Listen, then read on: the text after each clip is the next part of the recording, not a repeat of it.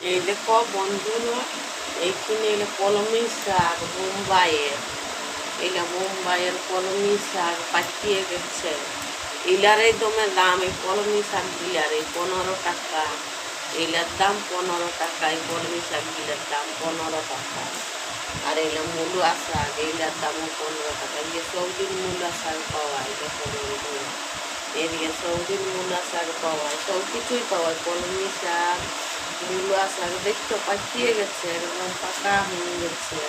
কলমি শাক গিলা সব পাকিয়ে গেছে একদম। এদিকে দমে দাম, পাকিয়ে গেলেও আর যে হোক তাও দমে দাম। এক দুটি শাকেলে 15 টাকা, 30 টাকা, 30 রুপিয়া, 15 রুপিয়া দমে দাম এদিকে শাকের।